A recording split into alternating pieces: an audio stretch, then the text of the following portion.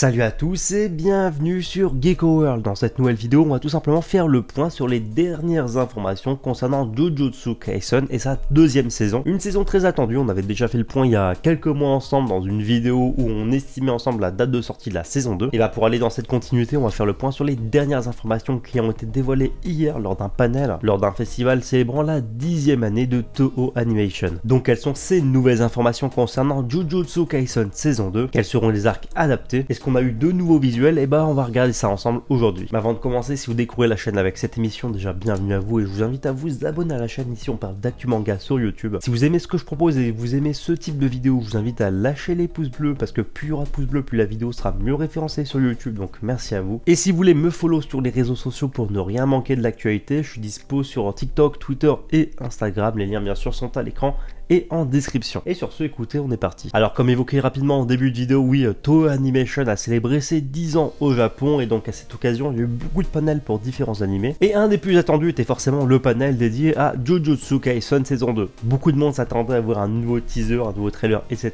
Bon, on n'a pas eu de nouvelles images vidéo à proprement parler, mais on a eu deux nouveaux visuels hyper intéressants. Surtout que le dernier visuel qui a été dévoilé donc hier est complémentaire au précédent, mais on va y revenir. Parce qu'en début de semaine, le studio Mappa a dévoilé un visuel exclusif et inédit pour Jujutsu Kaisen saison 2, nous indiquant une information assez intéressante. La saison 2, bon, on n'en doutait pas, mais adaptera toute la partie, on va dire, sur le passé de Satoru Gojo. J'en dis pas plus pour pas me faire taper sur les doigts, parce que des fois, il y en a qui considèrent un peu ça comme du spoilers, mais bon, peu importe. Donc, il y aura déjà tout cet arc qui sera adapté en animé. Et on a appris une autre information qui a déchaîné les passions hier, l'arc du drame de Shibuya, ou l'incident de Shibuya, appelez ça comme vous voulez, va également être adapté dans la saison 2. Et cette information a été dévoilée avec un autre visuel, un autre poster inédit qui a été dévoilé hier, et en fait les deux posters forment une seule et même illustration, révélant ainsi les deux arcs qui seront adaptés dans cette saison 2. Et à mon avis, si vraiment on adapte vraiment pleinement tous ces deux arcs, la saison risque d'être assez importante et conséquente en termes d'épisodes, parce qu'il y a vraiment beaucoup de choses adaptées, même s'il y a beaucoup d'actions. Finalement, adapter deux arcs pour cette deuxième saison, ça paraît logique, parce que ces deux arcs correspondent à 8 tomes, et 8 tomes c'est l'équivalent de ce qui avait été déjà adapté pour la première saison, donc là-dessus on part vraiment sur une continuité. Et pour ceux qui s'intéressent au manga, et pour faire simple, si vous voulez, on aura donc une adaptation qui s'étendra donc du tome 9 au tome 16. Et le panel d'hier nous a également appris que justement cette saison 2 serait diffusée en deux cours différents, donc à savoir en deux parties bien distinctes. Une se concentrant donc sur l'arc du passé de Satoru Gojo et l'autre se focalisant vraiment sur le drame de Shibuya. Si on s'attarde sur le premier poster qui a été dévoilé, je le trouve plutôt pas mal parce que esthétiquement parlant c'est très simpliste mais c'est vraiment efficace, surtout avec l'effet un petit peu arrondi au niveau de la lentille comme si c'était une caméra qui avait pris la photo. Donc il y a Suguru Geto qui pose de manière assez stylée et vraiment l'arc approfondira l'amitié entre Suguru Geto et Satoru Gojo. En parlant de Satoru Gojo, comme toujours fidèle à lui-même, il est en mode posé à la cool derrière, ça fait vraiment plaisir et puis je trouve que voilà c'est cohérent par rapport